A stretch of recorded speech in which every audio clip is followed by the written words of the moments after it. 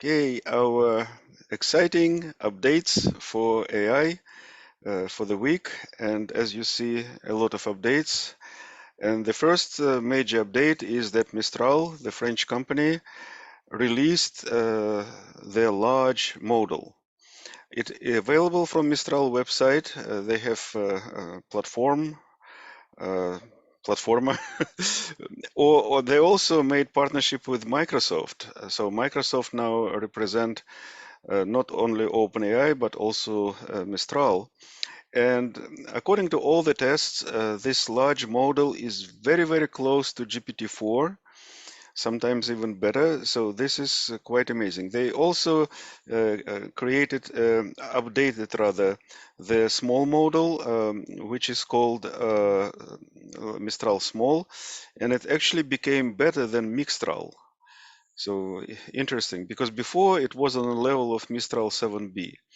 So naming is a little bit deceiving. But anyway, so Mistral Large is available, and it's a little bit cheaper than GPT-4 and about the same quality. Okay, robotics. Everybody talks about it. This Figure.ai just received $675 million and 2.6 billion evaluation.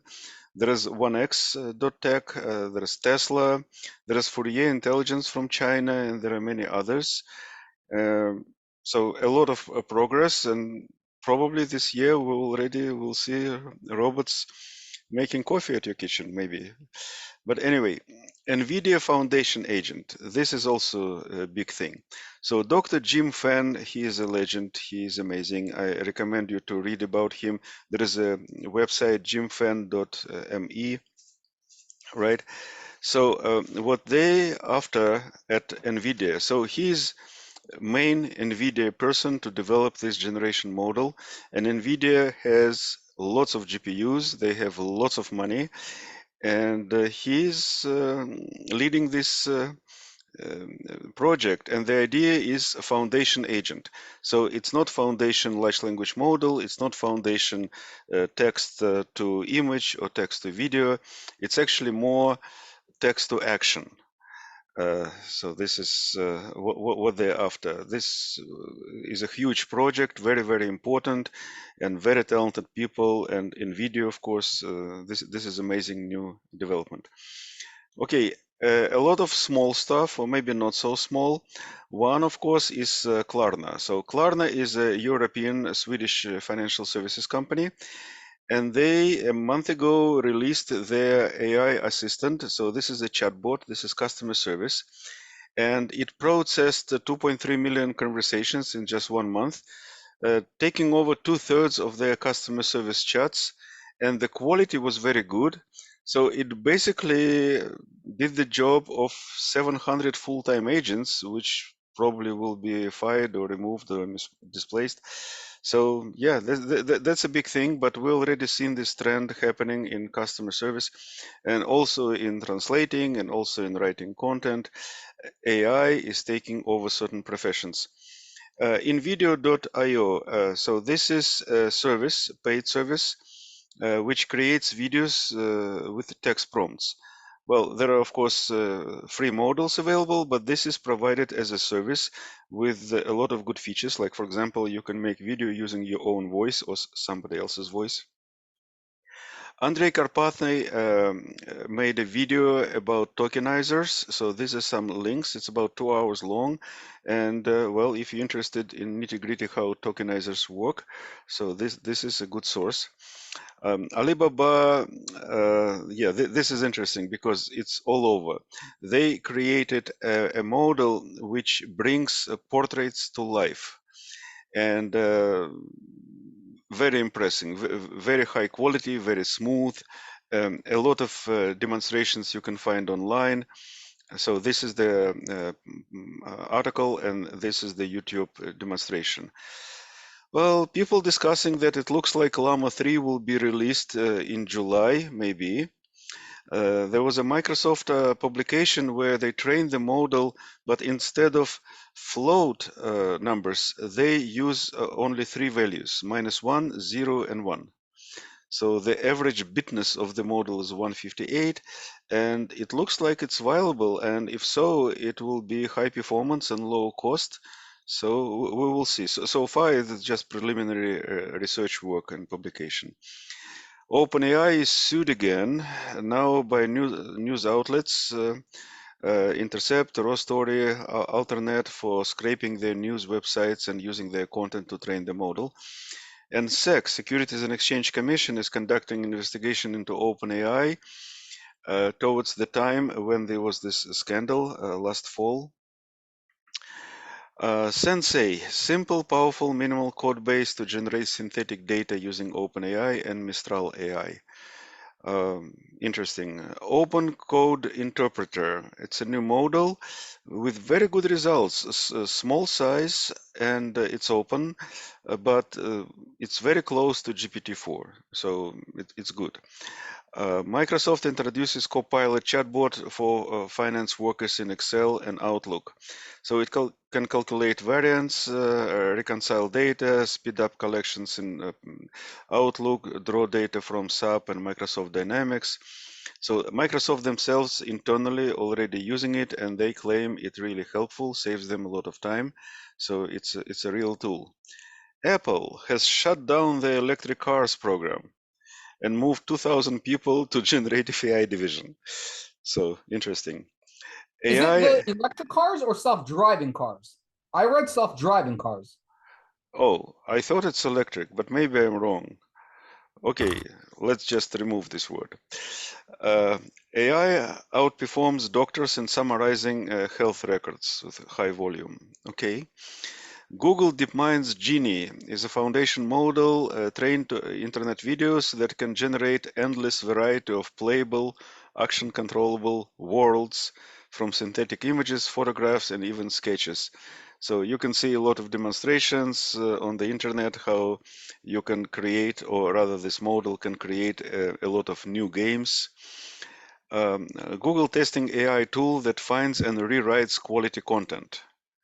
Right. So this is diluting online content. So as I said, they probably do it to avoid being sued for copyright. Use Gemini mobile app to figure out home repairs.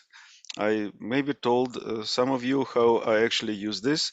So there is a mobile app on my phone which I use to make pictures, for example, of a door hinge which I had a problem with, and it found the manufacturer. It found me, well, in 10 minutes, I fixed everything because Gemini was able to identify the manufacturer and give me some useful links and instructions. So this is good. Glean. So there's a new startup and they raised $200 million at 2.2 billion valuations. But what they do is actually very standard. They use RAG. So you have a company has data, and they provide a work assistant which can use this data. So basically a standard RAG system, but they make it into a product, and well, they're worth $2.2 billion. This is Gorilla. We spoke about Gorilla, I think, in August. So this is from Berkeley. And what they do, they have a system which can convert your spoken words into API calls. And they do it very well with different languages and different systems. And they created a leaderboard which evaluates different models in terms of their ability to do function calling. So this is the link. It actually has a lot of tables and pictures, and this is a very important project and good leaderboard. Okay, qdrant, vector database for RAG. I love this idea. So first of all, it's very new. It started in May 2021. It was put on GitHub, so it's open source. The website is qdrant.tech. So it's written in Rust, so it's very fast. It may be parallelized, so concurrency, memory safety. It's designed to do similarity search from scratch. So it was designed for modern requirements. It's very high performance, hierarchical navigable small world. Well, this is pretty standard how similarity search is indexed. Scalability. Hybrid filtering. In addition to similarity search, you can do other search, but they don't have SQL query language. Instead, you provide this criteria for filtering via API. And yeah, so here is actually the code, how you do that. So you do search, collection name products, vector search vector, models filter, and you provide, like, for example, category electronics, creation date, greater than whatever. So easy to use API, active development community, there is no query language. Uh, I spoke with people who are using it. They're very, very happy. So looks like a good tool to use. And again, it's open source. When AI robots will do everything. So there was a post in 2021, almost 3 years ago, by Sam Altman, which I think is very important. There is a YouTube which goes through his thinking. So he thinks that, well, as we go through this technological revolution with AI and robots will start doing everything, the cost of all the goods and services will go down exponentially, kind of like Moore's law in computing, and it will expand in all areas beyond just computing. This is actually the top of his blog, and it says Moore's law for everything. It will dramatically lower cost in key factors like healthcare, education, energy. He believes this will lead to unpredictable abundance. And yeah, it's very interesting to think about this future and how society will shift. Um, Post-scarcity economics. Well, he was not the first thinking about it, and well, this is Karl Marx. This is Keynes, famous economist. Technological unemployment due to machines replacing workers. Robert Heinlein, Waldo and Magic book. It's actually two different stories. Waldo one and Magic in another. And Waldo was a guy who created this, well, let's say robots, like mechanical machines, which then created smaller machines, which they created smaller machines, and they went down to like cellular level, and yeah, and the manipulators called Waldos. So now geeks sometimes are called Waldos as well. But this is the idea. So robots create robots create robots. Isaac Asimov's, of course, his stories about robots is okay. Kurt Vonnegut, Star Trek, yeah, Replicate, Yam Banks, Culture Series, Galactic Society, where AI provides for all the needs. So there are some thinking in this direction. This is a great video. It's recent by Ray Kurzweil, and he explains the exponential growth. And this curve, which you see is a straight line, it's actually logarithmic, and it goes from 1939 to 2021. And you see how it goes. The term Moore's law was created somewhere in 60s, right? But you see that the line existed even before and after. And it doesn't matter if there are wars or peace or what's happening, it just continues to grow. It's absolutely amazing. So I try to estimate that 10 times increase happens in about 5.125 years, and twice is 1.55 years, which is approximately 19 months. Well, people saying like 20 months, doubling every 20 months, Moore's law. But again, it's not really Moore's law. It's exponential growth law, which existed before Moore. Okay, how to make a simple Flask AI chatbot. So several slides follow which show how to make chatbots. So here is a simple Flask application. It consists of two files. One is a simple HTML with a form where you enter your message, and it's used rendered from a Flask application where you use OpenAI client, and giving your message here, you send it to OpenAI, you see client, chat, completion, create, and get the response, which then you print on the same page. And you can ask multiple questions. It's very, very simple. That's all you need to create a chatbot. You see how simple it is. Okay, this is another example. It's using a library called Streamlit. And it's a graphical library which is popular to make simple websites with some data, maybe a graph, like for data scientists. Really primitive. And this is how this chatbot looks. So you ask the question here. I asked why sky is blue, and this is the answer. So you see two small procedures again, very short. And from the Unix prompt, you just say Streamlit run app.py, and in order to get Streamlit, you just say pip install Streamlit. That's it. Very simple. That's another one. It's called Chainlit. Chainlit and Streamlit, they're two different things. They're using different JavaScript libraries. I mean, they both Python, but Chainlit is more towards LLMs, whereas Streamlit is more toward data science. Anyway, Chainlit run the script. Again, you see very short.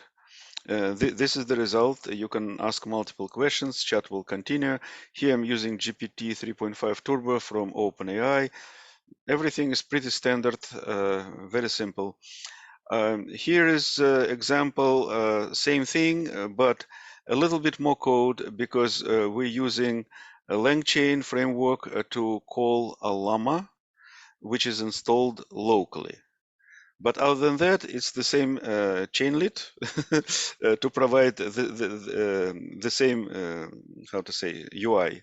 You see, like the only difference is that instead of calling OpenAI, here we call Ollama, and even more than that, inside this Ollama, we use Mistral latest model, which I have installed on my computer, and yeah, and this is how it works. So this is the code, and this is continuation. It just didn't fit here. But again, very short code, and you have a working chatbot. So there is a list of different technologies, and of course there is much, much more. So LM Studio is a standalone application which works on all platforms, and you just download, install, and run models. It pulls models from Hugging Face in different quantization, very convenient to use, but it's closed code. It's not open source. Ollama is the favorite because, well, it's open source, it's application, it starts the server, which you can use from prompt, or you can call it from Python, or you can call it from LangChain inside Python. Very convenient.